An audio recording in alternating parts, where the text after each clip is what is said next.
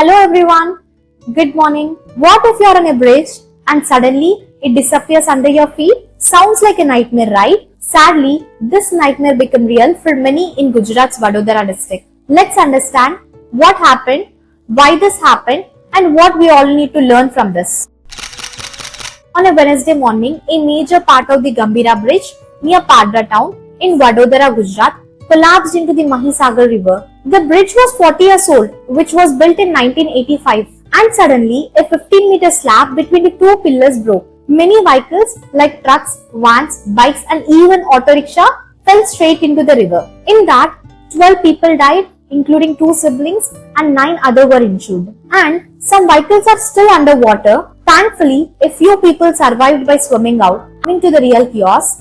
Videos from the scene showed people crying, shouting, and rescue teams rushing. Imagine trucks and cars falling like toys into the water.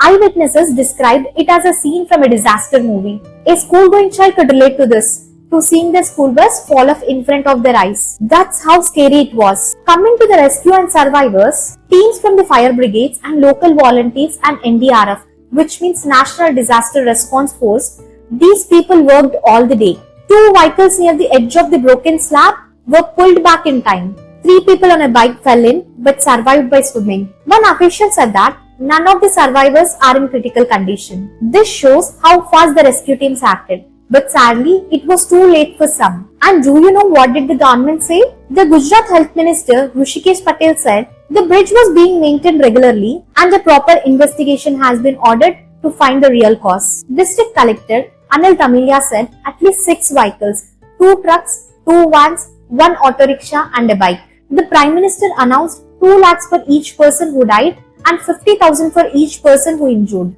Gujarat CM Bhupendra Patel increased it to 4 lakhs for deceased and 50,000 for injured.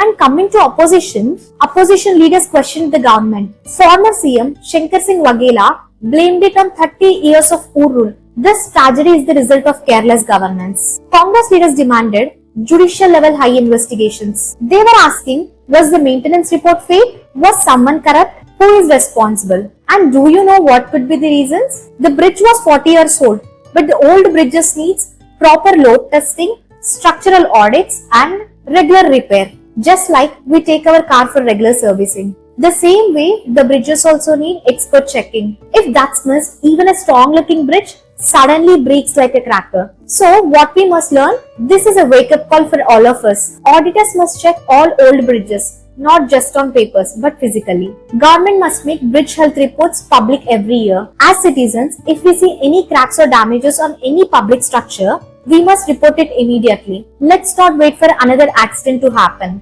12 people lost their life.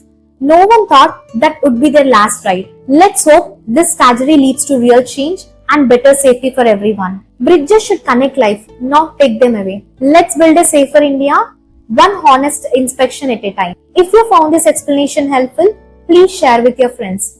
This is Ramya Sri Alanki signing off. Thank you.